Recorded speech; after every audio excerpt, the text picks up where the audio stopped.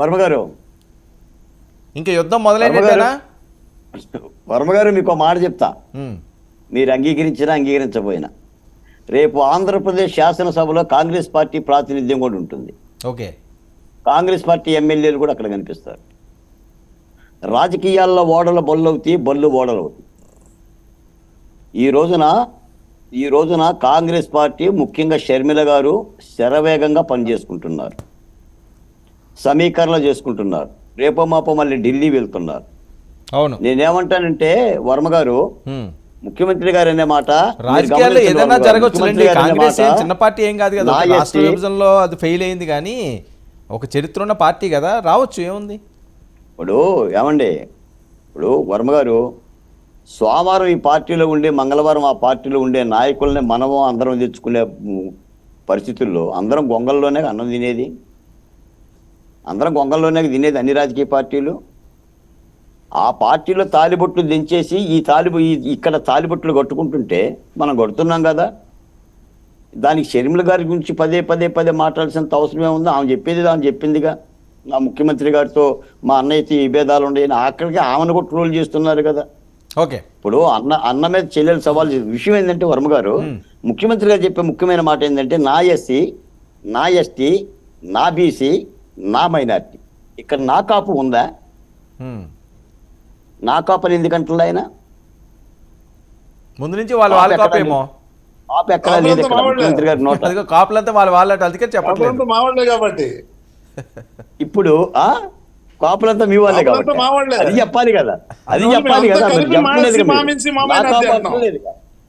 ఇప్పుడు ప్రతిపక్ష పార్టీలు ఏం మాట్లాడుతున్నాయి అదే నినాదానికి. ఓకే, ప్రతిపక్ష పార్టీలు ఏం మాట్లాడుతున్నాయి కాబట్టి మనం గతంలో చెప్పాం, ఇది ఎన్నికలు సార్, ఇవి ఎన్నికలు జాగరూకతగా ఉండాలి, ప్రతిపక్ష పార్టీలు బాధ్యతగా ఉండాలి. మా దృష్టిలో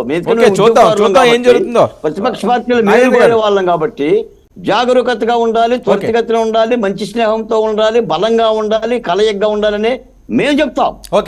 అప్పుడే జగన్మోహన్ రెడ్డి గారిని మనం యుద్ధం చేయగలుగుతాం అని చెప్తాం. ఎందుకంటే మీకు తెలంగాణలో సార్ వర్మ గారు ఒకే మాట, తెలంగాణలో కాంగ్రెస్ పార్టీకి వచ్చిన మెజార్టీ ఎంతండి?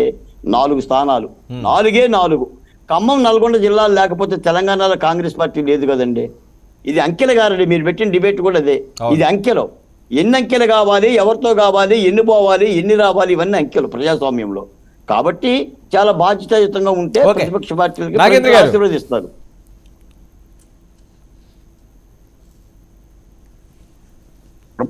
నేను 1 నిమిషంలో కంప్లీట్ చేస్తా. పెద్దలు బాలకోట సార్ గారు రామాయణాలు అంటే చెప్పి ఆయన మనకు మంచి విషయాలు చెప్తున్నారు, బాగానే ఉంది. కానీ మేమే మహిళా సాధికారత సాధించినామంటే ఒక బలమైన అమరావతి ఉద్యమం చేస్తూ అక్కడ ఉన్నటువంటి మహిళలను డ్రామా ఆర్టిస్టులతో పోల్చి, డ్రామా ఆర్టిస్టులు వీళ్ళు, ఆడ చేసేటటువంటి రైతులను వీళ్ళు పెయిడ్ ఆర్టిస్టులు, వీళ్ళు మనుషులా అని మాట్లాడితే ఆయన ఉద్యమాన్ని ఇప్పటికీ భుజాన్ని వేసుకొని మెడలో వేసుకొని తిరుగుతున్న వ్యక్తి మాట్లాడలేకపోతున్నారు అని అడగలేకపోతున్నందుకు నిజంగా నేను ఐ ఫీల్ సేమ్.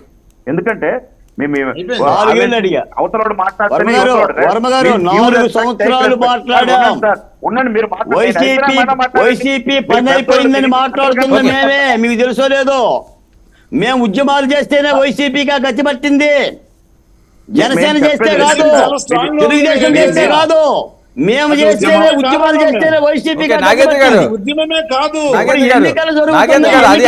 అది మేము స్వయంగా మేము చేసిన ఉద్యమాలు, జనసేన టీడీపీ చేసింది ఏం కాదు. ఆ క్రెడిట్లు మీరు తీసుకోవాల్సిన అవసరం లేదని బాలకోట గారు అంటారు. ఎవరు చేస్తే సార్ వినండి సార్, దీనికి కమిట్ అయి ఉన్న వర్మ గారు అంగన్వాడీ టీచర్ ఉద్యమాలు చేశారు, ఆశా వర్కర్లు ఉద్యమాలు చేశారు, కార్మికులు చేశారు, ప్రజలు చేశారు. మీరు వాడుకోండి, మీరు వాడుకోండి. అంటే మీకు మహిళా సాధికారత గురించి మాట్లాడే హక్కు లేదు. ఒక ఎకరం 2 మీరు చేతులు గాజులు వేసుకొని ఉన్నారు, మీరు పంజాబీ డ్రెస్ చేసుకున్నారు, మీరు పెయిడ్ ఆర్టిస్టులని వ్యక్తిగతంగా వాళ్ళతో హననం చేసి వాళ్ళను కామెంట్ చేసిన వాళ్ళు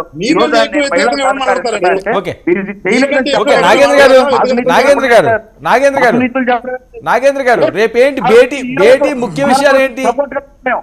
అందుకే నీట్ గా మాట్లాడతాం. నాగేంద్ర గారు ఓకే, రేపది ప్రజల్లో ఓటర్లు నిర్ణయిస్తారు. రేపు భేటీ బ్రేకింగ్స్ ఏమన్నా తెలుసా మీకు? 100 సార్, నేను ఒక్కటే మాట చెప్తున్నా. ఇప్పుడు బాలకోట సార్ తొందర స్పీడ్గా తీసుకోండి అన్నారనో, నేను అయిపోయింది నాకు తెలిసిందని నాకు తెలియని నిజాన్ని మీ ముందు ప్రజలకు చెప్పడానికి నేనైతే ఉబలాటంగా లేదు. 100% సహృద్భావ వాతావరణంలో చర్చలు జరుగుతున్నాయి. ఇంకొక ఢిల్లీని బీజేపీతో సహా కలిసి రావాలని ఆ ఏర్పాట్లు ఒకవేళ కలిసి వస్తే ఎట్లా సీట్లు అని వాటి మీద కూలంకషంగా ఒక దశ చర్చలైనాయి, 2వ దశ చర్చలు రేపు జరుగుతాయి. అతి త్వరలో నేను చెప్పిన నాకు నేను సమాచారం ప్రకారం 4వ తేదీ కానీ 5వ తేదీ